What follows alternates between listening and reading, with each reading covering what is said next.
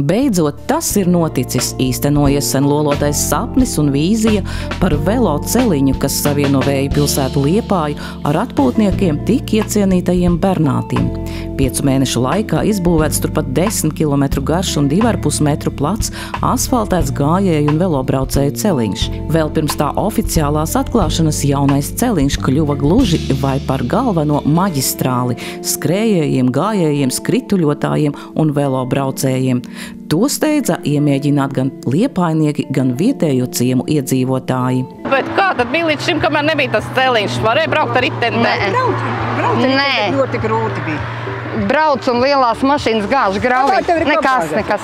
Brauc un pilnīgi grāvīgi gāž iekšā tas vējš. Es nevarēju, man kājas sāp, es tā nevarēju braukt. Kad tās fūrs brauc garā, viņš jau rauj uzreiz. Viņas parauj. Es esmu ļoti laimīga, ka uztaisīju to celiņu. Kad uz Liepāju iepirkties pat var ar riteni braukt, nevajag mašīnu braukt. Jā, bet kamēr nebija celiņa, kā tad bija braukt uz Bernātiem? Diezgan bīstami. Neteiksim bīstami, bet nepatīkami. Ja tu neredz, kas tev ir muguras. Ka nāk tie lielie, tādi ir tā, kā ir. Uz Bernātiem vēl pa jūras malu varot braukt arī. Var, bet tur vairāk no rīta. Tagad var, jo bija cilvēki visu laiku. Tagad varētu. Tagad tā apmēram īstos. Bet kā tad vērtēt jauno celiņu? Labs. Brauciens ir smuks. Tad jau katru dienu iznāk pabraukāties? Jā, es braucu katru dienu. Un ja neiznāk ar velosipēdu, tad es eju ar kājām. Ilgi gaidītā veloceliņa svinīga atklāšana ir īsti svētki, kas pulcē gan aktīvā dzīvesveida piekritējus, gan arī pašus darbu veicējus. Nedomāju, necerēju veloceļu ieraudzīt. Nedomāju, necerēju veloceļu ieraudzīt. Nu atnācu, nu redzēju, dujriteņus ripojam. Nu atnācu, nu redzēju, dujriteņus ripojam. Gluds celīnis izrullēts, zaļa zāle apmalās. Gluds celīnis izrullēts, zaļa zāle apmalās. Nu būs laba braukāšana vai rītāji vakarā. Nu būs laba braukāšana vai rītāji vakarā. Paldies saku ļautīniem, kas to darbu padarīja. Paldies saku ļautīniem, kas to darbu padarīja. Dievs dod labu veselību līdz nīcai aizripāt. Dievs dod labu veselību līdz nīcai aizripāt. Nīcas pagastā liels notikums. Jā, mums šodien ir ļoti liels, un mēs īpaši ļoti priecājamies, kad ir šāds veloceliņš. Un manuprāt, šī kustība jau ir iepriekš jau pierādījusies, kad ir pieprasīts, jo tā, ka līdz šim brīdim jau mēs varējām novērot, kad izmanto gan jaunās ģimenes, gan kājām gājēji. Ļoti daudz. Mums ir ļoti liels prieks par šo.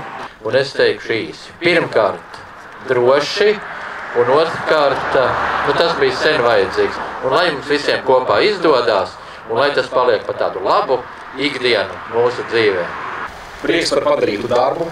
Īpaši paldies visiem sadarbības partneriem, būvniecībā iesaistītajiem, pasūtītājiem ceļiem, par pozitīviem ātriem risinājumiem, lai nekavētu būvniecības termiņu.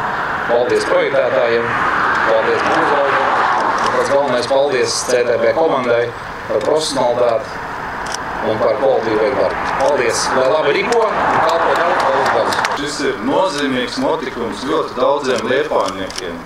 Ne tikai velobraucējiem, bet arī kājām gājējiem, nojotājiem, skrējējiem. Ir izbūvēts 10 km garumā veloceliņš, kas savieno Liepājas un Liepājas valstspilsētu. Šis nav tikai stāsts par ieguldījumu infrastruktūrā, bet tā ir arī mobilitāte, zaļais kurs un veselīga dzīvesveida reklamēšana. Tas ir ļoti liels prieks, ka tas ir noticis. Un, manuprāt, zīmīgā gadā, jo aprit tieši 100 gadu kopš Latvijas pirmais valsts prezidents Jānis Čakste, viesojoties Bernātos, teica, te ir jābūt kurortam. Un tad jau tapa plāni par kurortu, pirmās ēkas jau tika uzbūvētas, un tapa arī plāns par tramvaja līniju Liepāja Bernāti. Bet ir 21. gadsimts, un tāpēc ir liels prieks, ka vēl zaļāku šo pārvietošanos veidu iedzīvotāji ir atzinuši par labu esam. Un ir ļoti liels prieks par veloceliņu, kurš jau tiek izmantots. Un es katru dienu redzu, ka ir ļoti daudz velobraucēju, ir skrituļslidotāju, ir ar skūteriem, elektroskūteriem, kas brauc. Tā kā es domāju, ka tas ir ļoti liels solis uz priekšu. Un jāizsaka jau cerība, ka tiks arī realizēta otrā kārta, kas paredz, ka projekts Liepāju savienos ar Nīcu šajā mikromobilitātes infrastruktūras jomā. Šis ir lielākais, garākais, apjomīgākais līdz šim Latvijas valsts ceļu vēsturē izbūvētais gājēju velosipēdu ceļš, kas atbilst arī tai stratēģijai un pieeja, kādu mēs kā valsts ceļu pēdējos gados esam uzsākuši, proti rūpēties ne tikai par autovadītājiem un ceļa varbūt brauktuvi, bet arī par mazāk aizsargātajiem satiksmes dalībniekiem, gājējiem, velosipēdistiem un veicināt to, lai mēs visi būtu veselīgāki, aktīvāki. Un šī daļa, kā jau arī liepājnieki minēja, ir daļa no garāka potenciāli plānota velo maršruta, kas ir daļa no Eiro velo maršruta, savienojot Latviju, Lietuvu un īstenībā tālāk virzoties gar Baltijas jūrai arī līdz pat Igaunijai. Baudīsim, brauksim, lai labi ripo un būvnieki, būvuzraugi, abu pašvaldību vadītāji. Nākam, griežam tad to leņķi.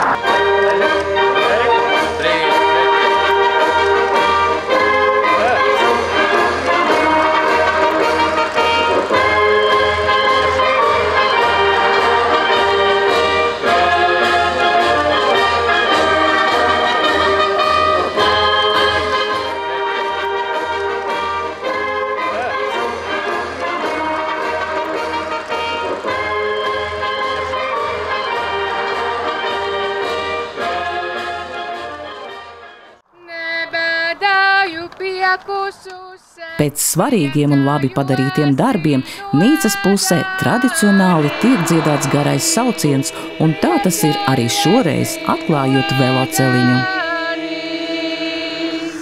Piekūst manas kājas rokas, mute mana nepiekūst.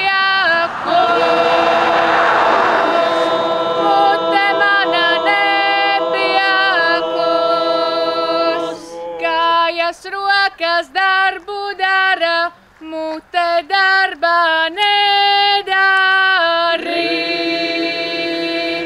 Mute darbā nedarī.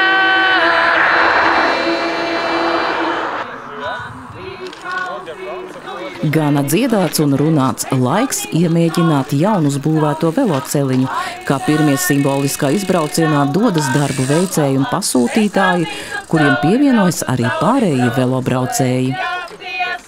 Nīcas meitas, Pētersīļu, Latvināsi, aidarīdi, rallā, Pētersīļu,